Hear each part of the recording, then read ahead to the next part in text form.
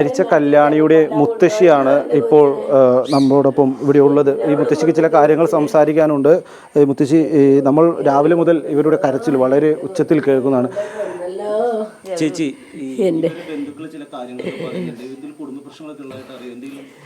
ഞങ്ങളുടെ വീട്ടിലൊരു കുടുംബ പ്രശ്നവുമില്ല. അവരുണ്ടാക്കണ പ്രശ്നം മാത്രമല്ല. അവക്കടെ ചേടത്തി ഒറ്റ ഒരുത്തിയാണ് എൻ്റെ കുടുംബത്തിലേക്കും നാശം മുഴുവനും വരുത്തി വെച്ചത്. അവക്കടെ ചേടത്തി അവളെ ഫോണിൽ കൂടെ വിളിച്ച് കഴിഞ്ഞേച്ചും അന്നേരം ഇവളില്ലാത്തതും ഉള്ളതും എല്ലാം അങ്ങോട്ട് വിളിച്ച് പറയും. അങ്ങോട്ട് വിളിച്ച് പറഞ്ഞു കഴിയുമ്പോൾ അവളോട് പറയും, നിങ്ങൾ ഇങ്ങോട്ട് പോരെ, നീ ഇങ്ങോട്ട് പോരേന്ന് പറഞ്ഞ് ആദ്യം കൊച്ചുങ്ങളെ ഉപേക്ഷിച്ചിട്ട് ചെല്ലാൻ പറഞ്ഞവള്. ഒരിക്കൽ ഈ മോൻ മാത്രം ഉണ്ടായിരുന്നപ്പോൾ ഇവള് പോയി. അന്ന് അവക്കടെ തന്ത അവിടെ നിന്ന് ഇങ്ങോട്ട് പറഞ്ഞു വിട്ടു, കൊച്ചില്ലാണ്ട് നീ ഇങ്ങോട്ട് വരണ്ടാന്ന് പറഞ്ഞു വിട്ടു. അത് കഴിഞ്ഞ് അതിൻ്റെ പിന്നെ പോയപ്പോൾ അവൾ പെൺകൊച്ചിനെയും കൊണ്ട് പോയി. ആ കൊച്ചുണ്ടായി കഴിഞ്ഞ് അത് കഴിഞ്ഞ് രണ്ടെണ്ണത്തിനെയും കൂടെ അവൾ ഇന്നാൾ കൊണ്ടുപോയി. ഞങ്ങളിവിടെ ഉണ്ടായിരുന്നില്ല. ഞാൻ എൻ്റെ ഇളയ മോനെ കൊണ്ട് ആശുപത്രി പോയി. കാരണം കാലിൽ ഫ്രാക്ചർ വന്ന്. അന്നേരം ഞാൻ വരുമ്പോൾ ശ്വാസം മുട്ടായിട്ടിരിക്കണ അച്ഛനിവിടെ ഇരിക്കുന്നുണ്ട്. ഇവൾ രണ്ടെണ്ണത്തിനും കടയിൽ പോയി പഞ്ചാര മേടിക്കാൻ പോകാമെന്ന് പറഞ്ഞ് വിളിച്ച് രണ്ടുപേരെ ഇട്ടേർന്ന ഡ്രസ്സാൽ ഇവൾ കൊണ്ടുപോയിട്ട് ഇവിടെ ഇല്ല, താഴത്തെ കടയിൽ പോകാമെന്നും പറഞ്ഞ് പഞ്ചസാര മേടിക്കാൻ കൊണ്ടുപോകാമെന്നും പറഞ്ഞ് പോയിച്ച് അവൾ പിടിച്ച് വലിച്ച് വണ്ടിയെ കൊണ്ടുപോയി. അവക്കടെ വീട്ടിൽ കൊണ്ടുപോയി അവൾ ടോർച്ചിന് കൊച്ചിനെ തല്ലി മൂത്ത കൊച്ചിൻ്റെ തലയ്ക്കും അടിച്ച് മറ്റേൻ്റെ ഇവിടെയും കൊണ്ടു കഴിഞ്ഞേച്ചും ആ തള്ള അത് കഴിഞ്ഞ് ഇതിനെ വലിച്ചുകൊണ്ട് മൂത്ത കൊച്ച് പുറത്തിറങ്ങി നിന്ന് കഴിഞ്ഞപ്പോൾ അവരുടെ അമ്മ തന്നെ വണ്ടി വിളിച്ച് ഓട്ടോറിക്ഷയ്ക്ക് ഇവിടെ കൊണ്ടുവന്ന് ഈ കൊച്ചിനെ ഞങ്ങളെ ബസ്സിന് കൊണ്ടുവന്ന് ഇവിടുന്ന് പണിക്കരടിയിൽ നിന്ന് ഓട്ടോറിക്ഷ വിളിച്ച് ഇവിടെ കൊണ്ടുവന്നാക്കി വെച്ച് പറഞ്ഞ് അവൾ അക്രമം ചെയ്ത് കണ്ടിട്ട് പേടിച്ച് തള്ള കൊണ്ടുവന്നതാണ്. തള്ള തന്നെ ഞങ്ങളോട് പറഞ്ഞാണ് ഞങ്ങൾ ഈ വിവരങ്ങളെല്ലാം അറിഞ്ഞത്. അത് കഴിഞ്ഞ് ഇവൾ 10-15 ദിവസം അവിടെ നിന്ന് കഴിഞ്ഞ് ഇവിടെ പോലീസ് സ്റ്റേഷനിലും പറഞ്ഞു, മെമ്പറോടും പറഞ്ഞ് ഇവരൊക്കെ കൂടെ തീരുമാനങ്ങളൊക്കെ എടുത്തു കഴിഞ്ഞപ്പോൾ വീണ്ടും ഇവൾ 2 കൗൺസിലിംഗ് ഇവർ ചെയ്തിട്ടുണ്ട്. കൗൺസിലിംഗ് കഴിഞ്ഞ് കഴിഞ്ഞപ്പോൾ അവൾ വീണ്ടും ഇങ്ങോട്ട് വന്നോ, ഒക്കെ പിള്ളേരെ വേണം, അവൾക്ക് ഇങ്ങോട്ട് വന്നോന്ന് പറഞ്ഞാണ് അവൾ ഇങ്ങോട്ട് വന്നു കഴിഞ്ഞ് ഞങ്ങൾ അന്ന് മെമ്പറൊക്കെ ഇവിടെ ഇരിക്കാതെ തന്നെയാണ് അവളെ സ്വീകരിച്ചതും. അവളോട് ഇങ്ങോട്ട് വരണ്ടാന്ന് ഞങ്ങൾ പറഞ്ഞിട്ടുണ്ടായില്ല. ഈ കാര്യങ്ങളൊക്കെ ഞങ്ങൾ ചെയ്യിപ്പിച്ചതാണ്.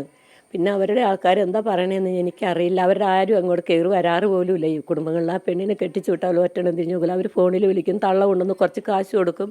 ഇവളാ കാശ് കൊണ്ട് കുടുംബത്തിൽ നിന്ന് തൃപ്പൂണിത്തുറയ്ക്ക് പോയാലോ തിരുവാങ്കുളത്തിന് പോയാലോ ഈ വീട്ടിൽ ഞങ്ങളോട് ആരോടും പറയില്ല. ഇന്നലെ ഇവിടുന്ന് പോയപ്പോൾ അമ്മ ഇവിടെ ഉണ്ടായിരുന്നു, എന്തെങ്കിലും പറഞ്ഞിരുന്നു അമ്മേനോട്? ഇല്ല, എൻ്റെ കെട്ടുവാൻ ആശുപത്രിയിൽ സർജറി ചെയ്ത് 2-3 ദിവസമായി കിടക്കണം. ഞാൻ ആശുപത്രിയിലായിരുന്നു. ഇവിടെ ഞാൻ ഉണ്ടായിരുന്നില്ല. കൊച്ചിനെ അംഗൻവാടി കൊണ്ട് ആക്കിയെന്ന് ഇവർ പറയുന്നുണ്ട്. അംഗൻവാടിയിൽ നിന്ന് വിളിച്ചോണ്ട് പോയി എന്ന് പറയുന്നുണ്ട്. എനിക്ക് പോയപ്പോൾ ഒന്നും പറഞ്ഞില്ല.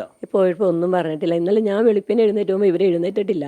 ഞാൻ എൻ്റെ പിള്ളേക്ക് ചായയൊക്കെ ഉണ്ടാക്കി പറക്കി ഇവിടെ വെച്ചിട്ട് ഞാൻ കൊച്ചെന്നെ കൊണ്ടുവന്നാക്കിയിട്ട് വേണം അവന് ജോലിക്ക് പോകാൻ വേണ്ടി കോലഞ്ചേരി മെഡിക്കലിൽ കൊണ്ടാക്കിയിട്ട് അവൻ മറ്റവനെ കൊണ്ട് പോകുന്നേച്ചാണ് ഞാൻ പോയി. അപ്പോൾ അത്രയും കാലത്തെ പോയി കഴിഞ്ഞപ്പോൾ കൊച്ചിനെ എനിക്ക് ഇന്നലെ കാണാൻ പറ്റിയില്ല. ഇവരും 3 പേരെ ഞാൻ കണ്ടില്ല. ഇവരും അവിടെ കിടന്ന് ഉറങ്ങിയിട്ടുള്ള അവർ എണീറ്റിട്ടുണ്ടായിരുന്നില്ല.